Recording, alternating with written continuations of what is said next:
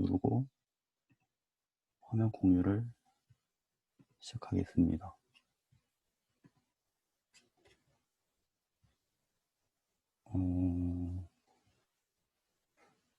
이거 근데 적는 게 보이려나? 아, 이렇게 해야 하나? 아닌데. 혹시 한 번만 그 글 남겨줄 수 있나요? 어떻게 든지가 지금 제가 궁금한데.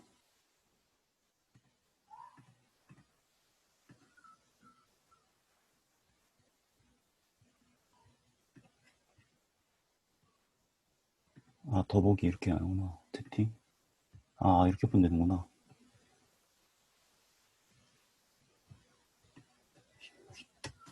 네네, 채팅 이제 보이니까 그럼 바로 시작하겠습니다.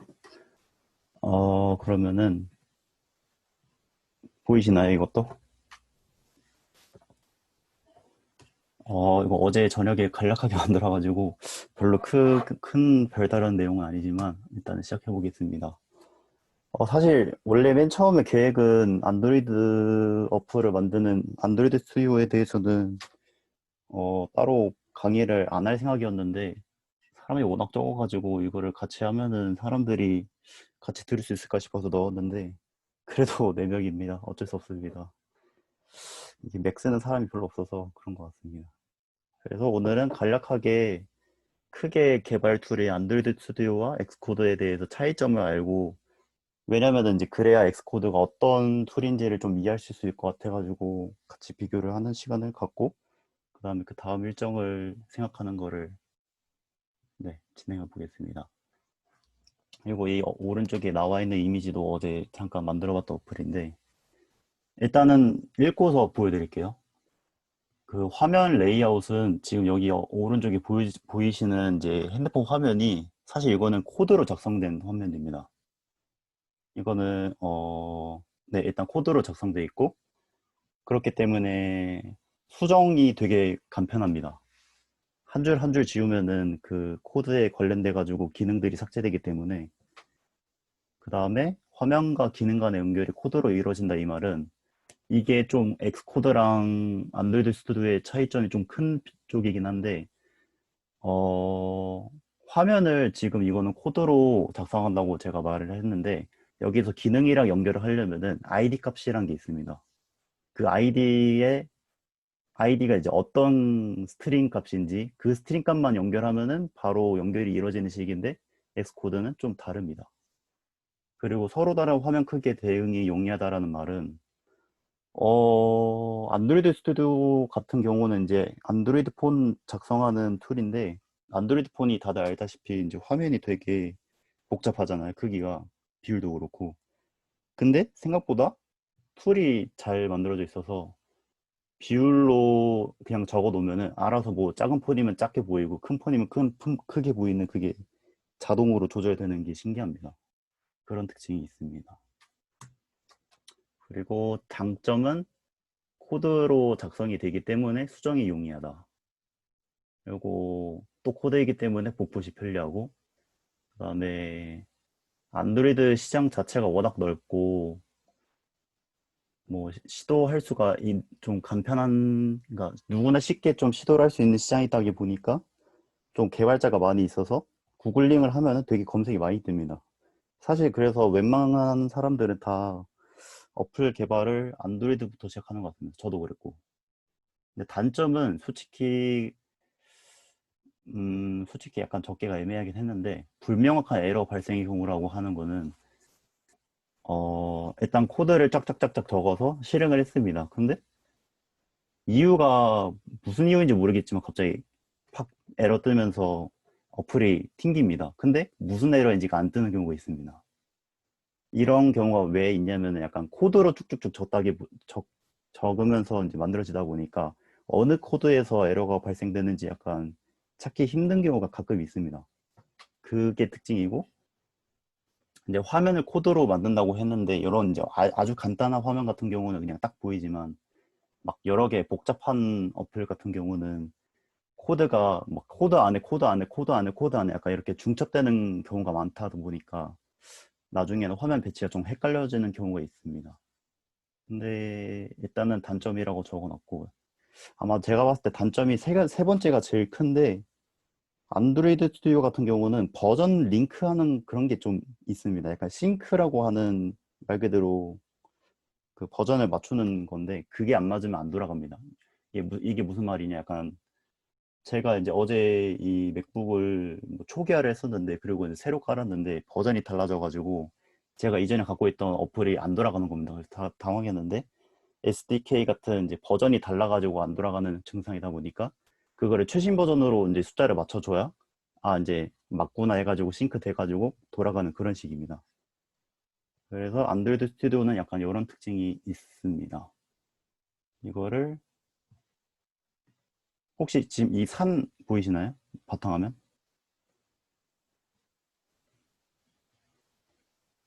네네. 그러면은 여기서 직접 안드로이드 스튜디오가 어떤 건지 간략하게 보여드리겠습니다. 어제 만들었던 어플을 통해서 하는 게 나을 것 같아요. 왜냐면 제가 예전에 이제 카톡방에다가 남겨졌던 어플은 좀 복잡할 것 같아서 이해하기 힘들 것 같아서 일부러 제가 좀 간략하게 설명하려고 어제 하나 만들어 놨거든요. 지금 보시면 이게 코드지만 화면입니다. 이 화면을 코드로 구성하는 겁니다. 안드로이드 스튜디오 같은 경우는. 이게 무슨 말이냐면은, 예를 들어서 이 웰컴이라는 글자를 없애고 싶다. 그러면 코드를 없애면 됩니다. 근데 웰컴이란 코드를 다시 넣고 싶다. 코드를 넣으면 됩니다. 약간 이런 구조다 보니까 되게 수정이 간단합니다. 뭐 예를 들어서 볼드를 없애고 싶다. 그럼 볼드를 없애면 되고 넣으면 되고 이렇게 화면 배치가 코드입니다. 안드로이드 스튜디오 같은 경우는 이런 느낌이고 이제 화면과 기능을 연결하는 경우는 이런 이제 버튼 같은 액션을 받아야 하기 때문에 그런 경우 이런 ID 값을 넣습니다. 요 아이디 뒤에 있는 요 값이 이제 안드로이드 스튜디오 같은 경우는 저는 이제 자바를 쓰는데 요게 이제 기능 화면입니다. 요 기능 화면에서 아까 보셨던 그 ID 값을 가져와서 그 ID 값에 대한 액션을 넣어주는 식입니다. 그래서 여기는 코드로 이루어지기 때문에 만약에 한 글자라도 틀리면 어디서 에러 나는지를 찾기가 힘들어지는 경우가 있습니다. 이렇게 안드로이드 스튜디오 같은 경우는 화면을 구성하는 코드랑 그 화면에 대한 돌아가는 코드 이렇게 쌍으로 이루어집니다. 그리고 이제 엔터를 눌렀을 때 그 다음 화면으로 돌아가는 화면인데 여기서 또한 간략하게 텍스트 뷰라는 요 뷰 세 가지를 통해서 화면을 만들었고 또한 특징은 이제 크게 리니어 레이아웃이라는 방향성이 있는 뷰 컨테이너라고 해야 하거든요. 리니어 레이아웃은 수직 또는 수평으로 방향성이 있는 컨테이너라고 생각하시면 됩니다. 여기서 오리엔테이션이라고 방향성을 수직으로 정해졌기 때문에 요거 다음에 요거로 위아래 순서로 배치되는 겁니다. 만약에 이 오리엔테이션을 버티컬이 아니라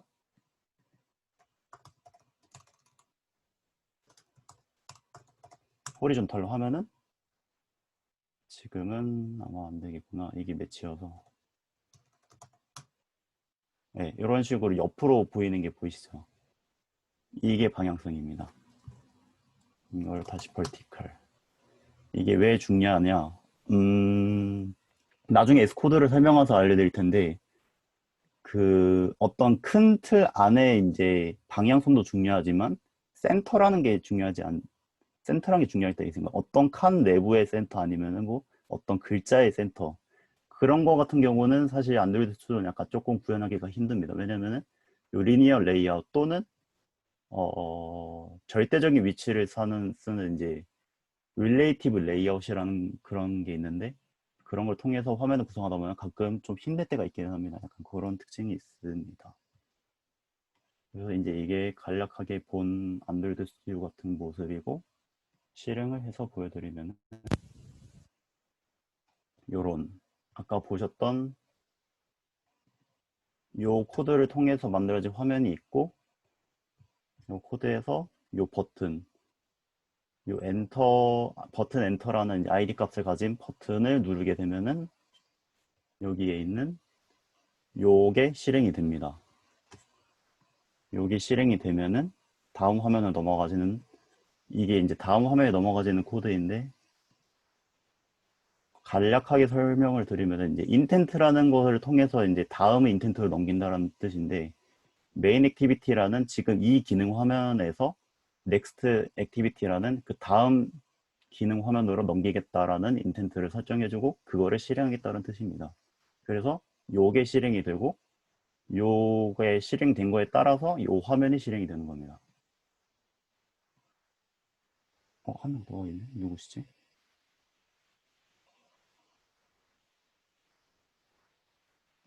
아, 네. 한 분 더 들어오셨군요. 네. 그럼 계속 일단 진행해 보겠습니다. 그래서 이렇게 id 값을 통해서 다음 화면을 넘어왔기 때문에 다음 화면이 보여지는 이런 구조입니다. 안드로이드 스튜디오 같은 경우는. 그리고 지금 제가 여기서 이 외에 설명해 드릴 수 있는 것은 여기에 보시면 제가 처음에 설명해 드렸던 릴레이티브 레이아웃이라는 게 있습니다. 아, 네. 최희준님 다시 들으셨군요. 릴레이티브 레이아웃은 제가 처음에 말씀드렸다시피 절대적인 위치를 설정할 때를 쓰입니다. 근데 이걸 왜 맨 처음에 쓰였냐? 요 텍스트 같은 경우는 제가 iGrease 20이라고 적어놨는데 요거는 어떤 폰 사이즈든 어떤 상황이든 그 보이는 화면에서 맨 아래에 위치하고 싶은 겁니다. 위에 얼마나 크기가 있든 위랑 아래랑 크기가 얼마나 상관이 있든 간에 상관없이 맨 아래 기준으로 놓고 싶은 겁니다. 그런 경우에 릴레이티브 레이아웃을 쓰고 이 경우에는 그 릴레이티브 레이아웃의 맨 바닥에다가 넣겠다. 그러면은 이런 경우는 이 위에 있는 리니어, 리니어 레이아웃과 그 위아래의 관계가 상관이 없습니다. 얘는 얘대로 그냥 가운데 정렬되어 있고 얘는 얘대로 맨 아래에 정렬되어 있는 겁니다. 이런 특징이 있고 이제 화면 실행했을 때 이제 요 색상 같은 경우는 밸류 값에서 컬러에 자기가 원하는 컬러 값을 이렇게 6자리로 정해줄 수 있고 스타일에서 이제 요게 아마 보이는 요 화면의 색깔을 정할 수 있고 요 맨 위에 이제 상단바 색깔을 저는 블랙으로 맞춘 겁니다. 그리고 이제 What is Android Studio라고 이제 적혀 있는 제목은 여기서 바꾸시면 되는 겁니다. 그래서 이제 간략하게 안드로이드 스튜디오에 대해서 보여드렸습니다. 안드로이드 스튜디오는 일단 이렇게 끝내고 그렇게 해서 이제 다시 간략하게 보시면 코드로 되고 코드로 연결이 되는 경우입니다. 그리고 이제 그 다음에 이제 저희가 주로 다룰 엑스코드에 대해서 설명을 해드리겠습니다. 화면 간 연결 관계가 직관적이다라는 말은 이거는 나중에 보여드리면서 설명하기 더 정확할 것 같습니다. 그리고 화면 레이아웃은 상대적인 위치를 통해 배치한다. 이거는 아까 보여드렸던 코드로 배치한 것과는 정반대의 개념으로 마우스 드래그를 통해서 배치를 합니다. 그래서 이것도 보여드리면서 설명하겠습니다. 그리고 오토 레이아웃을 통해 중심을 알 수 있다. 이것도 제가 아까 말씀드렸던 그 릴레이티브 레이아웃, 리니어 레이아웃의 그 느낌과 다른 느낌입니다. 그러니까 리니어 레이아웃은 방향성이 있고 그 중에서 그냥 센터다 약간 이런 느낌인데 이제 엑스코드 같은 경우는 어떤 위치든 간에 가운데 값을 자동적으로 정해줍니다. 그래서 배치할 때 나름 이쁘게 중심을 잡아가지고 배치할 수 있는 그런 느낌이 있고 그다음에 화면과 기능 간의 연결을 직접 연결을 해줘야 한다는 소리는 아까 그 안드로이드 스튜디오 같은 경우는 이제 같은 아이디 값이면은 연결이 된다고 말씀드렸는데 여기 같은 경우는 직접 이제 드래그를 통해서 모 대 모로 1대1로 연결을 해주는 그런 과정이 필요합니다. 이런 차이점이 있고 기초 틀이 잘 갖춰졌다 이 말은 애플이 안 그래도 좀 디자인으로 좀 유명한 회사다 보니까 기능적으로도 뭐 애니메이션이나 뭐 기타 등등 기본적으로 좀 구현을 해주는 그런 뭐라 해야 하냐 그런 것들이 많습니다. 툴들이. 그러다 보니까 뭔가 모르는 게 있다 해가지고 모르는 거를 구글링 해가지고 그런 어떤 특정 코드를 찾으면은 그 특정 코드를 통해서 원하는 것을 그때그때 해결할 수 있는 그런 느낌입니다. 그러니까 갖춰져 있는 툴이 되게 많습니다. 엑스코드는. 저희가 아는 게 없어서 잘 못 쓸 뿐이지. 그런 특징이 있고, 장점. 오토 레이아웃을 통해 이제 중심을 잘 잡아준다 했기 때문에 배치가 이뻐집니다. 상대적으로. 그리고 명확한 설정이란 거는 이제 코드를 쭉쭉쭉쭉 해가지고 돌린 식이 아니라 뭐 연결을 그대로 해줘야 하고, 뭐 화면 배치는 화면 배치대로 그대로 해줘야 하기 때문에 조금 복잡하지만 복잡함을 통해서 좀 명확하게 설정을 하기 때문에 에러는 드물입니다. 그리고 기본 기능이 많다. 이것도 아까 제가 말씀드렸던 거고. 단점. 이게 제일 큽니다. 화면 레이아웃의 수정이 정말 불편합니다. 제가 느끼는 거는 엄청 불편하고, 아마 근데 저도 배운 지 얼마 안 돼가지고 이게 방법이 다가 아닐 수는 있지만 현재 방법은 되게 불편합니다. 그래서 아마 지금 이거의 차선책으로 나오는 게 스위프트 UI라는 방식이 있는데, 그거는 저도 아직 사용을 안 해봐서 차근차근 배워볼 생각이어서, 만약에 이제 화면 레이아웃을 코드로 하고 싶으신 분들이 있으면은 스위프트 UI라고 새로 좀 검색을 해보시는 걸 추천드립니다. 그리고 다양한 크기 아이폰 화면 대응이 불편하다. 이것도 일단 제가 알고 있는 지식 내에서는 불편합니다. 왜냐면 이게 무슨 말이냐.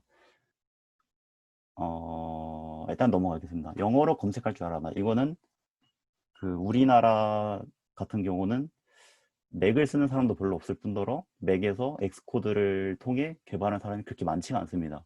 그 중에서도 지식이 많아가지고 자기 블로그에 올리는 그런 사람들이 극히 드뭅니다. 그래서 한글로 검색을 하면은 거의 잘 안 뜹니다.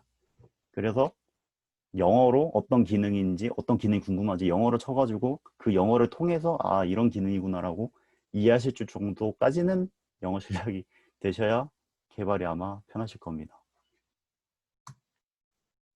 이거는 나중에 보겠습니다. 그러면 이제 대망의 엑스코드로 넘어가겠습니다. 요거는 일단은 남겨두고,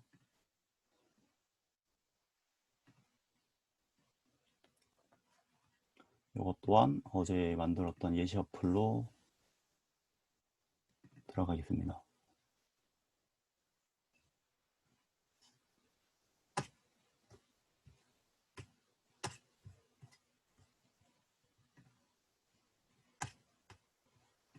어디지? 됐다. 제가 첫 번째 말씀드렸던 것 같은데, 내가 말했던 게 기억이 안 나네. 화면과 연결 관계가 직관적이다라는 게 이 말입니다. 이렇게 화면의 방향성을 부여할 수 있고, 뭐 화면 방향성을 통해서 어디서 어디로 넘어간지 딱 직관적으로 보이고, 어떤 화면 다음에 어떤 화면인지, 어떤 화면이 있는지 이렇게 딱 직관적으로 보입니다. 이게 첫 번째 특징이고, 그다음에 상대적인 위치를 통해 배치한다. 이 말은 요 파란색 라인들 혹시 보이시나요?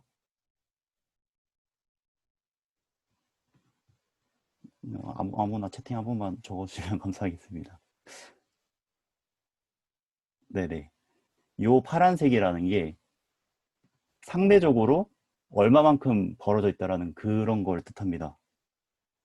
요 각각의 배치들이 다 상대적으로 얼마만큼 떨어져 있는지가 정해져야 합니다. 엑스코드 같은 경우는. 이렇게 위랑 15만큼 떨어져 있다. 높이는 25다. 얘는 그 위에 거에 대비해 5만큼 아래에 떨어져 있다. 얘는 그 아래 30만큼 떨어져 있다. 이런 식입니다.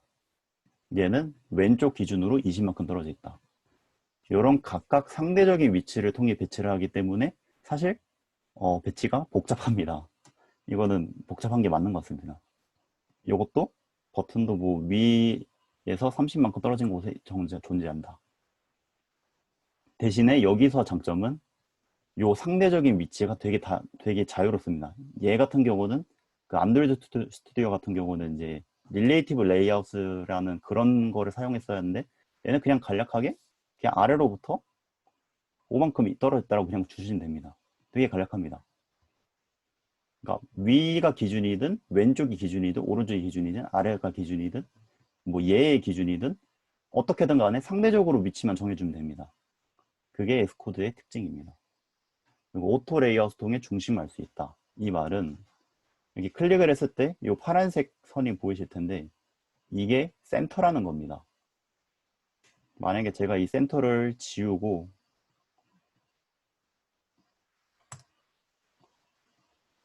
제가 어떤 거에 어디다 두지 하는데 이렇게 막 파란색 라인 보이시나요? 이렇게 어디다 두지 하다가 이렇게 보이시죠?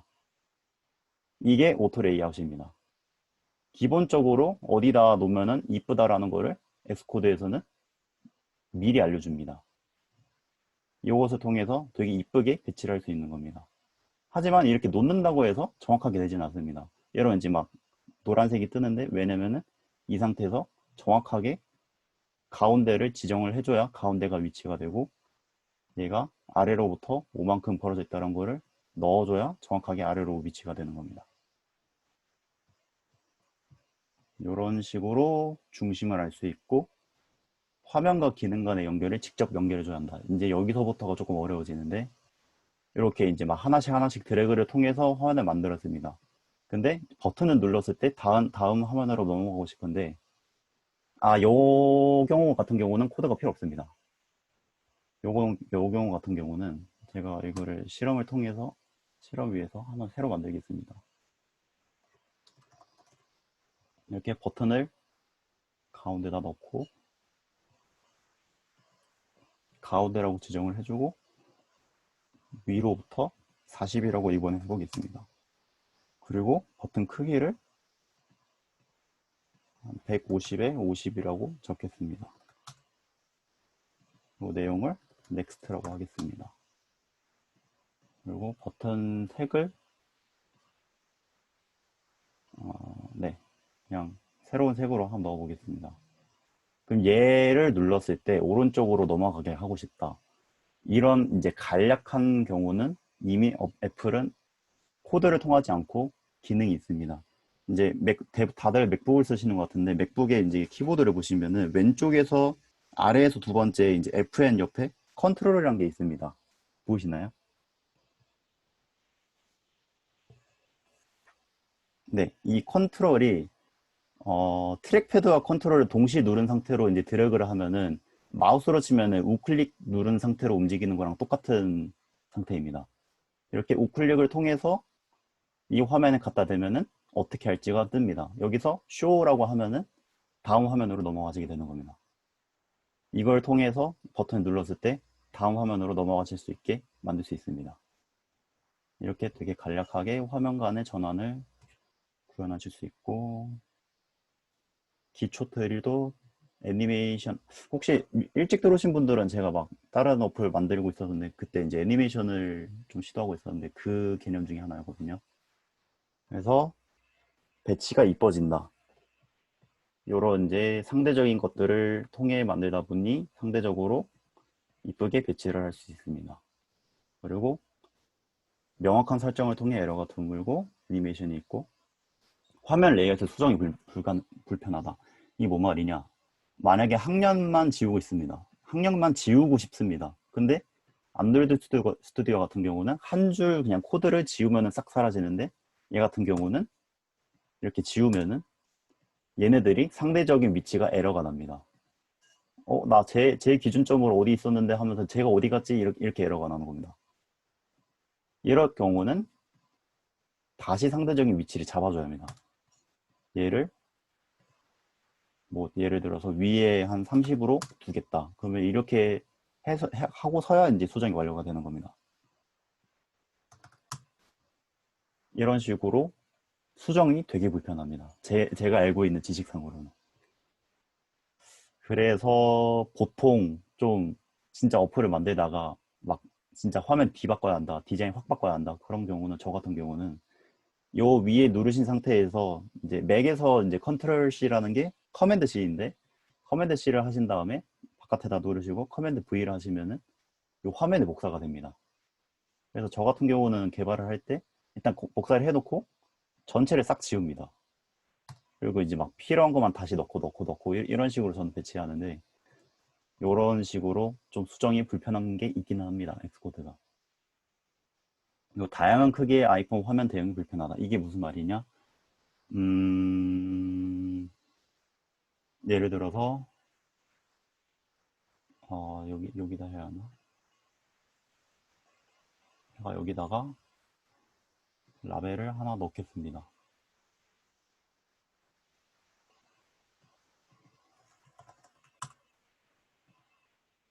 그리고 위에 일단은 10을 주고 가운데로 주고 똑같이 이거 제 읽을 수가 있으니까 벌써 시간 다 됐나? 10분이구나. 다행이다. 그러면은 이 상태로 당연히 지금 아이폰 11 프로 기준으로 만들고 있기 때문에 정상적으로 보입니다. 근데 만약에 이제 이 사이에 막 엄청 잡다한 것들이 있는데 이거를 화면이 상대적으로 작은 아이폰 SE 화면을 넣는다. 그럼 이 안에 있는 것들이 막 찌그러지는 경우가 있습니다. 이해가 되시나? 그래서 보통 저 같은 경우는 요 상대적으로 가장 작은 화면인 여기에서 작업을 한 다음에 큰 화면을 보면은 위아래 여백이 생기는 식으로 저는 작업합니다. 약간 이런 특징이 있습니다. 그래서 엑스코드를 왜 선택했는지 저는 제가 이제 저 개인 어플을 원래 맨 처음에 안드로이드 스튜디오를 통해서 만들었는데 이제 아이폰 쓰는 친구들이 많다 보니까 아이폰 어플도 만들어 달라는 요구가 많아가지고 안 그래도 이제 맥북이 있다 보니까 한번 만들어 보자 해가지고 시작했던 게 엑스코드입니다. 근데 이제 어플을 만들다 보니까 이제 좀 찾아보니까 20, 30대의 점유율이 생각보다 iOS가 더 많은 경우가 있었습니다. 비슷은 하지만 iOS가 더 많다. 그렇기 때문에 사실 이제 제 나이대 친구들을 어플을 쓰게끔 하려면은 아이폰도 개발을 같이 해야 한다라는 이유가 있었기 때문에 엑스코더를 다시 접했습니다. 그리고 이제 나중에 만약에 이제 TT 어플을 이제 요거는 이제 제가 완성작인데 이게 이제 아이폰 SE 화면으로 만든 다음에 이제 이렇게 맥 전용으로도 만들 수가 있거든요. 그래서 하나의 툴로 아이폰, 아이패드, 맥을 세 가지를 다 통괄적으로 돌아가는 어플을 만들 수가 있습니다. 뭐 애플이 만든 프로그램이니까 당연히 그렇겠죠. 그리고 이게 정말 중요한데 이거는 지금 아마 시간이 부족해서 아마 다음번에 보여줄 것 같은데 제가 똑같은 기능의 어플이 있습니다. 이것도 지금 보여줄 수 있나?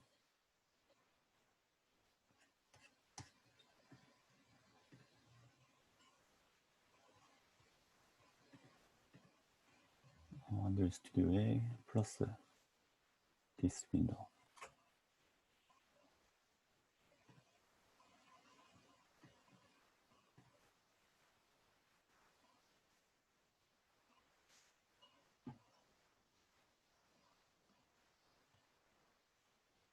네, 이건 제가 이제 출시를 했던 어플인데 이렇게 똑같은 어플이 있는데 약간 충격적이게 10배 이상 차이 납니다. 사용자 수가. 물론 제가 홍보를 안 한 이유도 있지만 안드로이드 스튜디오 어플 같은 경우는 한 10명대 남짓인데 아이폰 어플 같은 경우는 홍보 거의 안 하는데도 100명이 지 넘었습니다. 훨씬. 그래서 지금 뭔 말하고 있었지?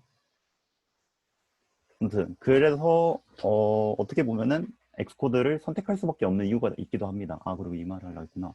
상대적으로 적은 개발자 수로 인해 어플 성공률이 상승된다는 거는 안, 어, 안드로이드 폰 같은 경우는 이제 아니야. 그 뭐라 플레이스토어라고 하는데 플레이스토어에 이제 비슷한 어플이 엄청 많습니다. 막 뭐지 비슷한 이름도 많고 비슷한 기능도 많고 그러다 보니까 스크롤을 엄청 내려야 하는 경우가 있습니다. 만약에 본인이 직접 어플을 만들어 가지고 출시를 한 경우 그러면은 상대적으로 되게 뜨기가 엄청 힘듭니다. 비슷한 어플을 만들 듯이. 근데 반대로 아이폰의 경우는 그렇게 많지는 않습니다. 그래서 만약에 잘 만든다 하면은 쭉쭉쭉 올라갈 수 있는 확률이 훨씬 큽니다. 그리고 이거는 이제 제가 개인적으로 아는 내용인데 지금 현재 우리나라에서 이제 어플 개발자 같은 경우는 안드로이드가 51%를 차지하고 있고 그 취업하는 그 공고 글이 그다음에 iOS가 49%입니다. 거의 비슷합니다. 근데 지원하는 지원자 수는 거의 뭐 5배, 6배 이상 차이 난다고 저는 알고 있습니다. 그래서 상대적으로 경쟁률이 훨씬 낮아질 수 있고 당연히 아이폰 개발자이기 때문에 우대를 받을 수 있고 그래서 만약에 어플 개발을 좀 깊게 생각하신다 하면은 엑스코드가 훨씬 좋은 선택일 수 있습니다. 그래서 일단 1차 스터디는 이렇게 마치고 조금 쉬었다가 그러면 40분에 다시 시작하는 걸로 하겠습니다. 질문 있으시면 남겨주시면 다 나중에 스터디 다시 진행할 때 답하겠습니다. 일단은 수고하셨습니다.